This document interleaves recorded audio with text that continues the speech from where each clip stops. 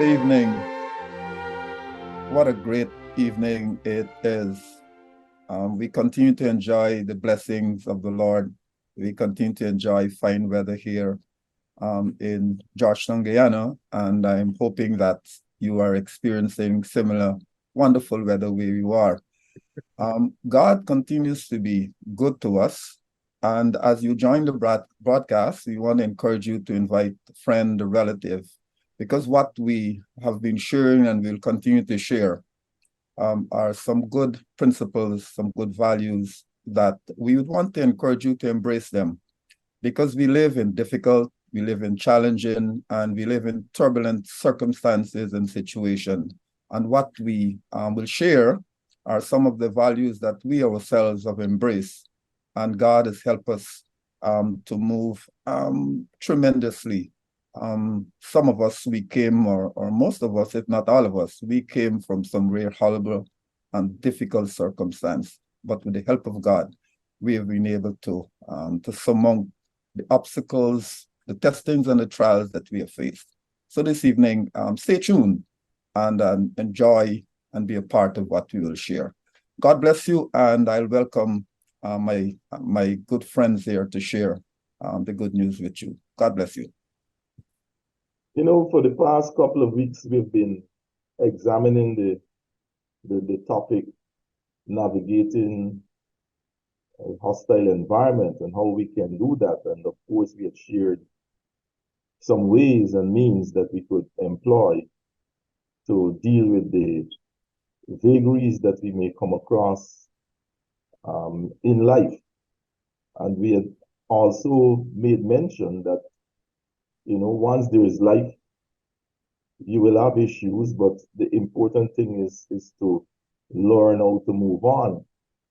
And as we were looking at these commandments of navigating a hostile environment, there's another one that is linked to what we want to say today. And that one has to do that with where you are at now is not where you're going. And we want to put this in the context of some scenarios. For example, Joseph, as a young man, Joseph had dreams. You know, he dreamt that he would have risen to a position of prominence. And nothing is wrong with dreaming. You see, the thing is that people could become disillusioned because they look at the present circumstance, the present situation. But where you're at now is not where you're going. And many of us on this chat could testify that where we came from, we could have very well been disillusioned, but we dreamed. We dreamed of a better way. We dreamed of becoming someone that is recognized and someone who could make a contribution to society. And we all know the story. Joseph's dream came to fruition when he actually became second to Pharaoh because of his faith and his belief in God. The other scenario we want to paint is the issue of India. When we look at India years back, we never thought that India would have been able to send a spacecraft to the moon or to go into space. But they dreamt of that. So in Bangalore, there is this big space station now that is comparable with many other of the stations that we have in the powerful countries. The slaves, for example, they came, they were brought here as slaves. They were brought to many parts, taken to many parts of the world as slaves, but they dreamt also that at one day they will have their freedom, even if it meant fighting for it. And so the idea is that, and look now, look, sons of slaves, what they have become because of them dreaming and learning how to navigate, how to be patient, and how to move their lives forward. So where you're at now is not where you're going. And so do not become disillusioned and give up. But we have to find ways and means to ride the tide and to have those obstacles out of our way. And of course, prayer is so important in the entire process too. Just ask Joshua about the walls of Jericho. how it came down as they prayed and they marched around it. So where we are now is not where we're going, and we need to understand that. And so we think that everyone should dream of a better way, dream of progress, dream of significance, dream of recognition, because God did not create us to be losers. Gentlemen. India became the fourth country in the world to land on the moon and the first to do so in the lunar South Pole region. And when we look at that, sometimes dreaming can be lonely. I'd like to share the testimony of Dr. Hudson. I can remember his testimony is public knowledge about believing and dreaming for a child and how he prepared. And he told it in public spaces how they planned and they got the cradle and everything. And then his dream became a reality, a brilliant son that has attained scholarships and all of these things. And I'd like to see Guyana start dreaming. I know we're in the Caribbean, well, South American region, but we might looking at ourselves and be like, we can't go to the moon, we can't do these things. But I think we could start preparing and building space stations and, training up astronauts and different young ones, young minds, brilliant young minds that could achieve these feats. Because when you look at India could have easily said, okay, America would have done this. China and Russia would have done this. Why should we do this? But India had a dream as a nation, and now they're the first to do this. And I'd like to even put my testimony out there, because I looked at my life and I said, okay, Guyana has a lot of lawyers. Why should I dream about becoming another lawyer? But I realized that my purpose and my calling is quite unique. So I dreamt and I prepared, and now I'm standing here as an attorney in waiting. So sometimes your dream might seem similar to somebody, but you have a unique something to offer this world. And don't shy away. Just dream and pursue it. It's going to be hard. It's going to be long. Look at India, they took so long. But when it becomes a reality, the world will celebrate you. I like that. And I like the encouragement given to the viewers and those listening. But I really want to focus in back on Joseph, because it is critical for us to understand that Joseph dreamt, but the environment in which he was in wasn't supportive to what he had dreamed. They were in direct conflict with him, believing that, well, in colloquial terms, you will have authority over us, your parents, your siblings. But what is significant to note is that throughout it all, God was with him. And I think this is critical for us to know. Once God is with us, and once we recognize that God is with us, we will be able to fulfill what we set out to fulfill. And that happened to Joseph. He went through, but in the midst of going through, he went down before he went up. But even when he was down, God was with him. And because God was with him, he found favor in the eyes of those who had authority over him, to the point that they made him overseer, even when he was in the prison system. And then he arose. We know the end of this story. So my encouragement to those of us who are listening and viewing, allow God to work in us and through us, to mold us, to build character in whatever situation we might find ourselves in, so that when we get to the top, we will have what it takes to demonstrate loyalty and integrity as we hold a position of authority over others. Granny Daisy Petrie from Essekrebo, the late, she used to say to me, it's well enough to dream good dreams, but you must wake up and get to work to make those dreams come true. And as you know, just like Joseph, he dreamt and he worked. We know that he worked. The biblical account shows it. but he also had distractions. He also had things that the environment, as Elder Wesley mentioned, was hostile in many instances, but he continued to work. He continued to pursue his dreams despite the environment. And one of the things I love about Joseph is that throughout the process, he continued to fear God and believe that God would see him through.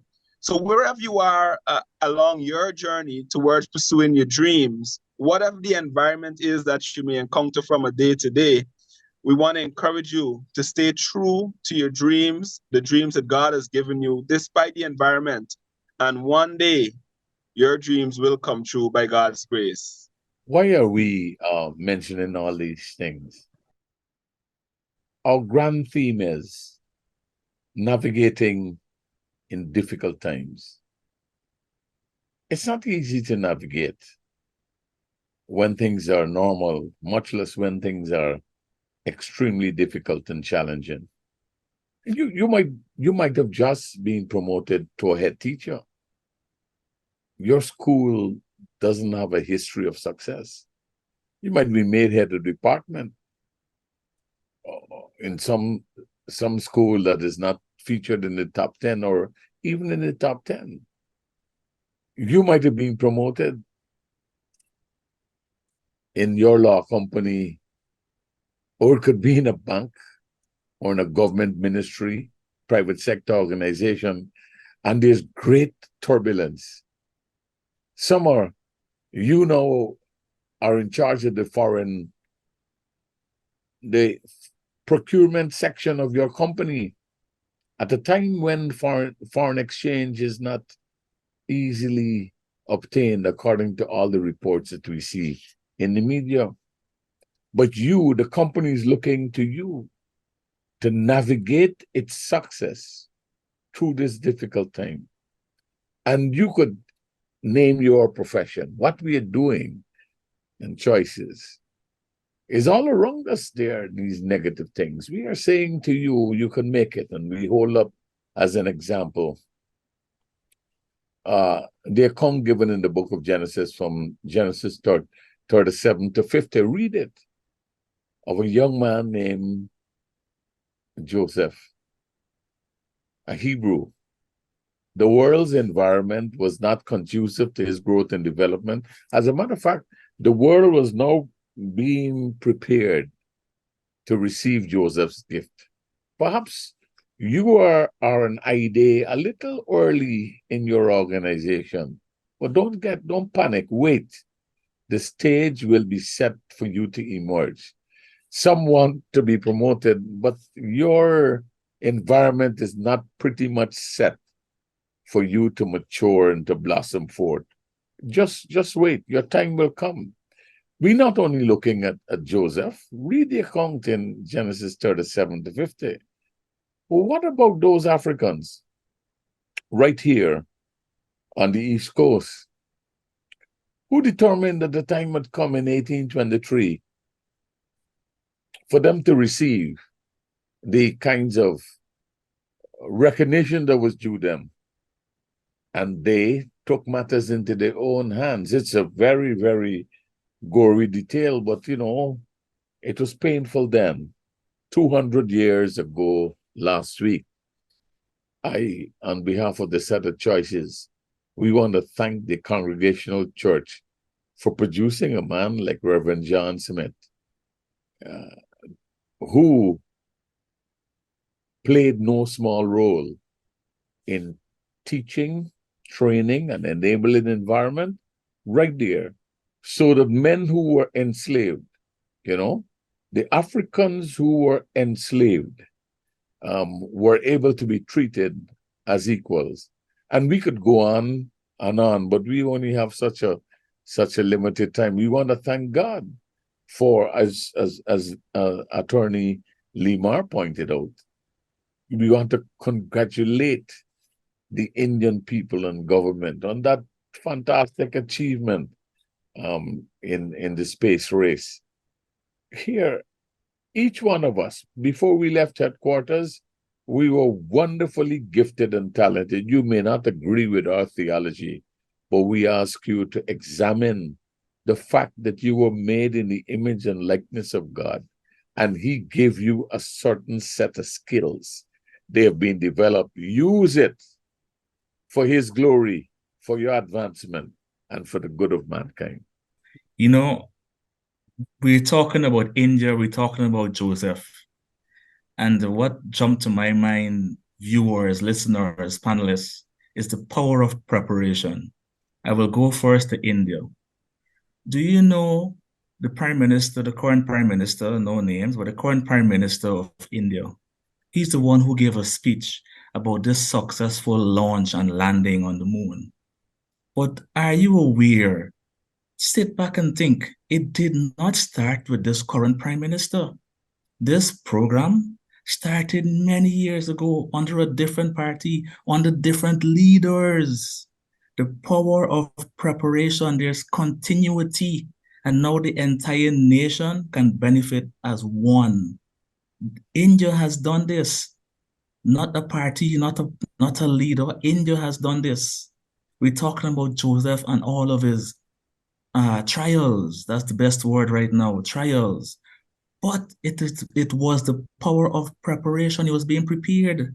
We just heard Bishop said, it wasn't his time, maybe it's not your time, and you were going through so many trials and heartaches. Prepare yourself. Prepare yourself. Joseph was accused of rape, thrown into prison, enslaved. We're talking about all these things. And he kept preparing himself. Everywhere he went, his light shone. He went here, he was placed in charge. He went to prison, he was placed as a head orderly. The power of preparation, his light was shining. And at the right time, when someone remembered that we helped them, oh yes, I remember a man who can give us the wisdom to solve the world's problem, not just the nation's problem, but the entire world. That's what it is about. The power of preparation. Prepare yourselves as you wait. Your time will come. Maintain your integrity. Maintain your confidence. He was confident enough to tell his brothers, this is my dream. I believe this. They weren't ready for it, as we heard before, but he was maintain your confidence and prepare yourselves as you wait, viewers. I believe that whatever you are good at, you have a passion for, it's a demonstration of a gift given to us by God.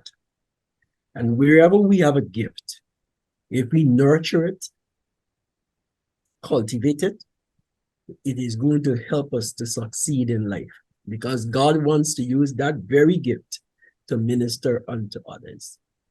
You know, when I was in secondary school, one of the gifts they gave me was a book by Martin Luther King Jr., I Have a Dream. I still have that book. And it is always important to have a dream that drives you, because they say it is dreams that lead to success. As a matter of fact, a writer by the name of Latouche makes the observation that it is out of love cultivated for self that there is a feeling of safety. And out of the feeling of safety, there's a development of hope that I can do something. And out of that hope develops dreams. And out of those dreams, you get success. What we are actually saying is that in each one of us, those elements rest, though they may be in different portions at different stages of our development. Let us continue to create an atmosphere where our dreams will have access to success. And you will see what God will do for you. It's amazing. And as you pursue that dream, as you drive to fulfill that purpose that God has given you, remember that burnout is real. So it's important for us to build teams around us, you know? Think about the Bible. Many of the greatest leaders in the Bible had dream teams around them. You had King David, you had Solomon, you had Nehemiah, people that literally transformed the landscape that they were living within and they were operating within. They all had dream teams. So it's important that if you have a dream and it's a really big dream, and as some of our panelists said, you know, sometimes it might even seem achievable. Sometimes it's important for us to build teams. What does that mean? That means you have to pray to God to bring the right people to you. Pray to God that you're able to identify the right people, identify the skills, talents. I understand that it's important to have people that are charismatic, and it's also important to have people that are pragmatic. Understand that it's also important to have people that are cohesive, people that bring other people together and make things work. Because in order for us to fulfill our purpose, in some cases, dare I say in many cases, it's essential for us to have a team that we're pushing to fulfill that dream with. Influence is another important aspect. The 18th of August, 1823, an enslaved African by the name of Kwamina. We know Kwamina Street because some of us go, as students, we go there to do photocopying at different places. But Kwamina, the enslaved African, was able to muster over estimated 12,000 enslaved Africans between Georgetown and Mahaica. We popularly call it the Demerara slave rebellion. His influence caused the slaves, the enslaved Africans, to really rebel against a system that was very oppressive. Over 37 estates were involved in that rebellion. And it was one of the largest, not only in Guyana, surpassed the 1763, but the largest in the English-speaking Caribbean. The point in all of this here, we might have dreams, we all have dreams, but we must trust God to help us to not only to dream those dreams, but to give us the wherewithal, to give us to bring persons around us so that we can bring those dreams into fruition. And so as we celebrate 200 years, let us see what we can learn from that, from what Kwamina did. A book I'd like to recommend for all of us to read is Crowns and Tears of Blood. It's a wonderful book, and it will tell us about what resilience and what influence can do to achieve and accomplish great things. Excellent, Dr. Lee. What great advice you have given to us. As we continue to engage this conversation, we are understanding that the important values or windows, I should say, that leads to powerful leadership skills. And we spoke of the power of a dream. We spoke of the power of relationships, the power of influence, the power of preparation. And I'd like to add another, the power of application. We really want to thank God as we examine the life of Joseph, the life and work of Joseph. We can clearly see that his life was fraught with challenges and all sorts of experiences. But we thank God that even in the midst of operating in that hostile environment, Joseph applied the God-given skills and wisdom successfully that brought Egypt through that agricultural catastrophe. And so I believe one of the things that kept him, very importantly, is his relationship with God. He held on to his relationship with the Lord. And as he worked with people to develop and to apply those skills at the opportune time. So as we prepare, as we have a dream, as we prepare, there comes a time when we have to apply what God has blessed us with. And we see Joseph, he developed a stockpiling system, to store the grain for use during the coming drought. Another principle, again, as we talk about preparation, he was preparing for the future. And so when that 7-year drought arrived, look at Joseph. Again, applying, he was able to open up the storehouses and provided enough food to bring the nation through the famine. And so we talk about timing. Don't despise your youth. Don't despise your days of staying at the backside of the desert, so to speak. There will come a time when you'll have to apply what God has placed inside of you. And so as Joseph did that, look how he was able to be a blessing not only to the nation of Egypt, but even we look at God's blessing for the people of Israel, his own nation. The world over, indeed. Look, and this was God's fulfillment of his promise that Abraham's descendant would be a blessing to the world. You know, and this was, I mean, not only to Egypt, as we all can identify here, but a blessing to the world. So Bishop, you are a blessing to the world. I am a blessing to the world. We all are a blessing to the world. Bishop, Bishop and team, I want to bring it home to Durban Street Lodge. You know, Joseph was a young man, but there's a young lady who hails from Durban Street Lodge by the name of Kiana Jardine. She was recently accepted to work with NASA. And so India has done big things where space is related. But we have a young lady who hails from Durban Street Lodge, who is now in the USA, and she is about to work with NASA. I want us young people to Google her name, Kiana Jardine, and you will see she shares a few of the challenges and the hostile environments that she had to endure and overcome to be able to achieve this. She is the first young lady of African descent to graduate with a PhD in physics from her university. And yes, she's from Guyana. And yes, she's able to achieve her dreams. We can do it by God's grace.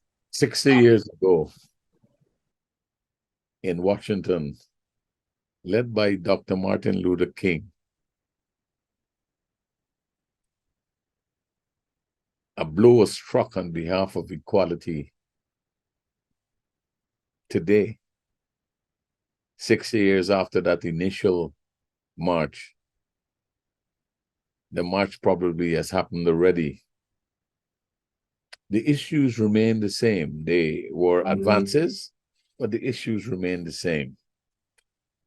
We have to be of the same mind to ensure that we will secure all the advances that were granted to us by the sweat and the blood of those who came before us. This is choices. Navigate well.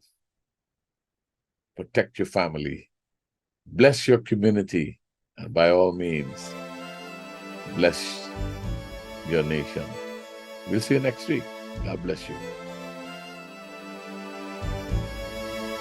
We thank you for joining us on Choices today. Remember, you can join us at First Assembly, LNP Durban Street, Workmanville, Georgetown, Guyana, for any of our special services. I'm Celicia on behalf of the set, reminding you that your whole life is the sum of your choices. God bless you.